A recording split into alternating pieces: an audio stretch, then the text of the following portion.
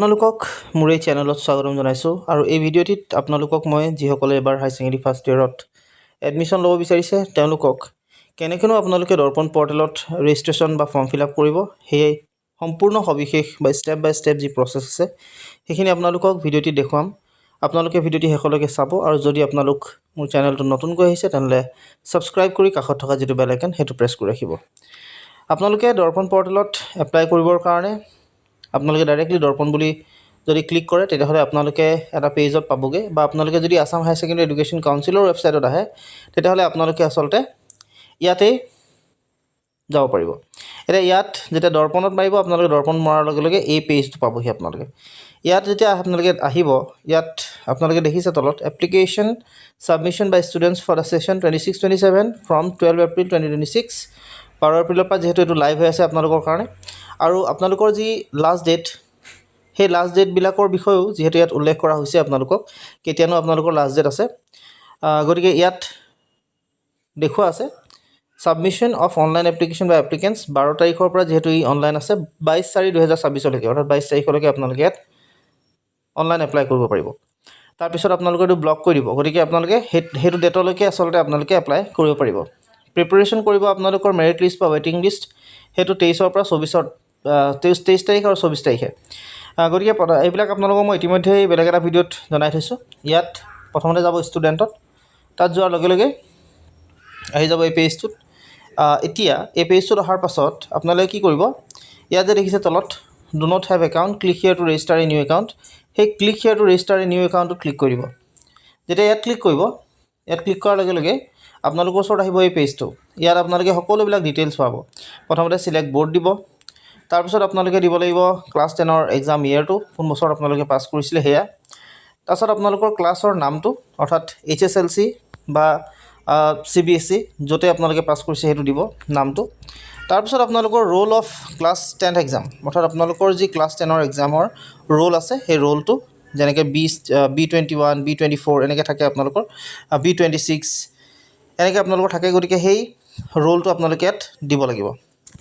ৰোলটো দিয়াৰ পিছত আপোনালোকৰ ওচৰত আহিছে নাম্বাৰ অফ ক্লাছ 10 এক্সাম অৰ্থাৎ আপোনালোকৰ যি এই ৰোল আৰু নাম্বাৰটোত আপোনালোকে দিব লাগিব। ইয়াত নাম্বাৰ মানে আপোনালোকৰ সেই এডমিটখনতে থাকিব, আপোনালোকে চাই ল'ব সেইটো, তাৰ মতে আপোনালোকে সেইটো ভৰাব। প্ৰথমতে B26 তাৰপিছত আপোনালোকৰ যি থাকিব ডাটা সেইটো মতে দি দিব। তাৰপিছত আপোনালোকে নাম্বাৰটো তেনেকৈ দিব। দিয়াৰ পিছত টোটেল মাৰ্কছটো আজি যেতিয়া অ'পেন কৰিছোঁ ইয়াত টোটেল মাৰ্কছটো ইয়াত দিয়া নাই, যিহেতু CBSEৰ টোটেল মাৰ্কছটো অলপ বেলেগ হ'ব পাৰে। গতিকে আপোনালোকৰ ইয়াত টোটেল মাৰ্কছটো দিয়া নাই, কিন্তু আপোনালোকৰ যিসকল চেবাৰ হয় তেওঁলোকৰ 600 টোটেল মাৰ্কছ হয়। তাৰপিছত আপোনালোকে ইয়াত কিমান মাৰ্কছ পালে মাৰ্কশ্বিটখন চাই কিনে আপোনালোকে দি দিব। মাৰ্কশ্বিটখন আপোনালোকে অনলাইন যিটো ডাউনলোড কৰি থৈছিলে সেই তাৰ মতে আপোনালোকে দিব পাৰে, সেইটো দি দিব। আৰু সেই দুটা নাম্বাৰ দিয়াৰ লগে লগে আপোনালোকৰ ইয়াত যিটো percentage of marks secured in 10 board exam দিয়া আছে সেইটো অট'মেটিকেলি লৈ ল'ব বা আহি যাব। ইয়াৰ পিছত আপোনালোকক আৰু এটা অপশ্যন ইয়াত আগবাঢ়িলে 7-8 grade secured in 10 board exam অৰ্থাৎ যিসকলে গ্ৰেডত চায়, যিসকল CBSEৰ হয় তেওঁলোকৰ হয়তো গ্ৰেডত দিব পাৰে মাৰ্কছ। গতিকে গ্ৰেডত যিসকলৰ দিব তাত এইটো গ্ৰেডৰ 7-8ত গ্ৰেডটো আপোনালোকে চিলেক্ট কৰিব। তাৰপিছত আপোনালোকৰ ফুল নেম দিব, ডেট অফ বাৰ্থ এডমিটৰ মতে দি দিব, মাদাৰ্ছ নেম সেইটো দিব আপোনালোকৰ এডমিটত যি দিয়া আছে তাত, ফাদাৰ্ছ নেমটো দিব।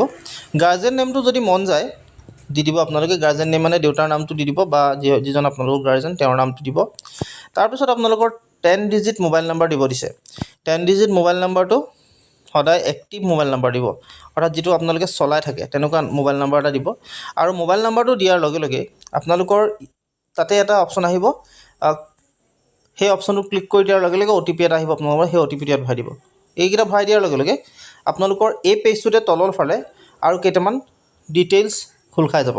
এতিয়া তাৰ পিছত আপোনালোকৰ যিটো পেজ আহিব সেইটো হৈছে এইটো, আপোনালোকৰ নেশ্যনেলিটি চিলেক্ট কৰিব দিছে সেইটো দি দিব। তাৰপিছত আধাৰ নাম্বাৰটো আপোনালোকৰ যি হয় আধাৰ নাম্বাৰটো আপোনালোকে দি দিব। আধাৰ নাম্বাৰটো চাই মেলি আপোনালোকে সেয়া প্ৰদান কৰিব। এতিয়া ইয়াত দিছে এটা চাওক, আধাৰ নাম্বাৰ 80 নাম্বাৰ যিটো পইণ্ট, এই Aadhaar number updation above 15 years of age. ইয়াত আপোনালোকৰ য়েছ নো অপশ্যন দিব। আপোনালোকে যদি আধাৰ কাৰ্ডখন আপডেট কৰিছে তেতিয়াহ'লে য়েছ, যদি নাই কৰা তেতিয়াহ'লে ন' কৰিব। তাৰপিছত পেন নাম্বাৰ বিচাৰিছে, পেন নাম্বাৰটো আপোনালোকৰ যিহেতু অপশ্যনেল হয় গতিকে নিদিলেও কোনো কথা নাই। আপাৰ আইডিটো আপোনালোকৰ যিহেতু অপশ্যনেল হয় গতিকে এইটো আপোনালোকে নিদিলেও কোনো কথা নাই। তাৰপিছত এড্ৰেছ লাইন 1 সেইটো আপোনালোকে আধাৰ কাৰ্ডৰ যিটো এড্ৰেছ তাৰ মতে আপোনালোকে প্ৰদান কৰিব, দি দিব গোটেইখিনি। এড্ৰেছ লাইন 1 এড্ৰেছ লাইন 2 তাৰ মতে দিব, ষ্টেট দিয়াই থাকিব। ডিষ্ট্ৰিক্টটো আপোনালোকে চুজ কৰি ল'ব কোন ডিষ্ট্ৰিক্টৰ আপোনালোকে হয়। পোষ্ট অফিচ আপোনালোকৰ দি দিব। পিনক'ড আপোনালোকৰ কি হয় এইটো দিব, ভিলেজ টাউন সেয়া দি দিব, আৰু পুলিচ ষ্টেচন কি হয় এইটো দি দিব। এইখিনি দিয়াৰ পিছত নেক্সট থাকিব চিলেক্ট ৰিলিজন। আপোনালোকৰ ৰিলিজনটো কি হয় ইয়াত আপোনালোকে যেতিয়া চিলেক্ট কৰিব, আৰু হিন্দুইজিম এইখিনি আহিছে আপোনালোকৰ যি হয় সেইটো দি দিব।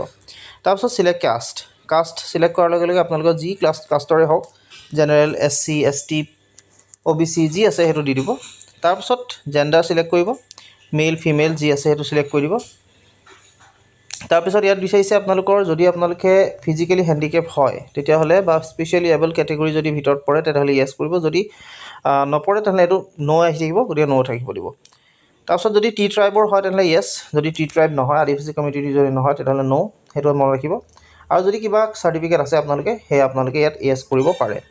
তাৰপিছত আহিছে 28 number, weather belongs two APL or BPL category. আপোনালোকে যদিহে আপোনালোকৰ ইনকম যদি 2 লাখতকৈ কম হয় তেতিয়াহ'লে আপোনালোকে BPLত হয়। গতিকে সেই BPLৰ আপোনালোকে BPL হয় নে APL হয় যিহেতু জানিবই আপোনালোকে, গতিকে সেইটোত আপোনালোকে যদি ক্লিক কৰে তেনেহ'লে APL BPL দুইটা আহে, চিলেক্ট কৰি দিব। BPL যদি হয় BPL কৰিব, APL হ'লে APL কৰিব। এতিয়া ইয়াত আপোনালোকৰ ডকুমেণ্টছ কিছুমান আপলোড বিচাৰিছে। প্ৰথমটো বিচাৰিছে আপোনালোকৰ ফটো, পাছপৰ্ট চাইজ ফটো। আপোনালোকে ফটোটো মাৰি ল'ব, মাৰি কিনে আপোনালোকৰ যিটো চাইজ হ'ব সেইটো 1 MB হ'ব, গতিকে সেইটো আপোনালোকে ইয়াত দিব। তাৰপিছত 10th মাৰ্কশ্বিটখন আপোনালোকে অনলাইন ডাউনলোড কৰি ৰাখিব, আৰু সেই ডাউনলোড কপিটো আপোনালোকে ইয়াত দিব পাৰে। সেইখন আপোনালোকে দি দিব, যাৰ চাইজ 1 MBতকৈ বেছি হ'ব নালাগে। তাৰপিছত আপোনালোকৰ যিহেতু কাষ্ট চাৰ্টিফিকেট আপোনালোকে ইয়াত দিছিলে OBC কাষ্ট, গতিকে সেই কাষ্টখন অৰ্থাৎ SC হওক ST হওক OBC যি কাষ্টৰে আপোনালোকে নহওক সেইটো আপোনালোকে ইয়াত আপলোড কৰিব লাগিব। যিহেতু এইটো অপশ্যনেল গতিকে এইটো আপলোড নকৰিলেও কোনো কথা নাই এতিয়া, গতিকে আপোনালোকে এইটো নকৰিলেও কোনো কথা নাই, পিছত আপোনালোকে এইটো কৰি ল'ব।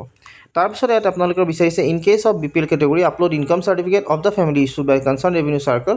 আপোনালোকে কৈছে যে যিহেতু আপোনালোকে BPL কেটেগৰী গতিকে ইনকাম চাৰ্টিফিকেটখন ইয়াত আপলোড কৰিবলৈ কৈছে।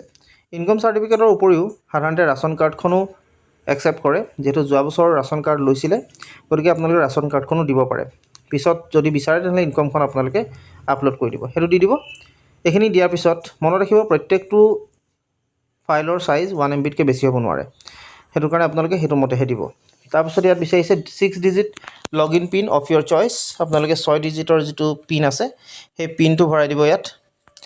আৰু যিটো পিন 6 ডিজিটৰ পিন মানে আপোনালোকে যিকোনো পিন ল'ব পাৰে, যেনেকৈ ধৰক 2 3 3 3 4 4 এনেকৈ ল'ব পাৰে, বা 1 2 3 4 5 6 এনেকৈ ল'ব পাৰে, আপোনালোকৰ ইচ্ছা যি লয় সেইটো দিব মুঠতে ইয়াত।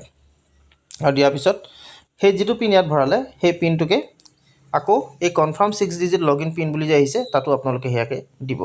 দি দিয়াৰ পিছত আপোনালোকে ইয়াত দেখিছে এইখিনি সকলো হৈ যাব। হৈ যোৱাৰ পিছত ইয়াত প্ৰচিড টু নেক্সট যিটো যদি ক্লিক কৰে, প্ৰচিড টু নেক্সটত ক্লিক কৰাৰ লগে লগে সাধাৰণতে আপোনালোকৰ গোটেই ফৰ্মখনত কি ভৰালে কি নভৰালে গোটেই বস্তুখিনি আপোনালোকৰ আহিব, আৰু সেই ফৰ্মখনত তলত এটা বক্স থাকিব, তাত টিক কৰি কিনে ছেভ কৰি ল'ব, গোটেই বস্তুখিনি ছেভ হৈ যাব আপোনালোকৰ। ইয়াৰ পিছৰ পেজটো আহিব আপোনালোকৰ কলেজ এপ্লাইটো যি কলেজতে এপ্লাই কৰিব বিচাৰিছে সেই কলেজত যাব। কলেজত গৈ কিনে আৰ্টছ ছায়েন্স থাকিব কেটেগৰী যি তাত আছে সেইখিনি আপোনালোকে চিলেক্ট কৰি ল'ব। যদি আৰ্টছৰ হয় আৰ্টছ, যদি ছায়েন্সৰ হয় ছায়েন্স। চিলেক্ট কৰাৰ লগে লগে আৰ্টছ বুলি চিলেক্ট কৰাৰ লগে লগে আপোনালোকৰ ছাবজেক্টবিলাক পাব দিব, ছাবজেক্টকেইটা আপোনালোকে ভৰাই দিব, তাৰপিছত ছাবমিট কৰি দিব।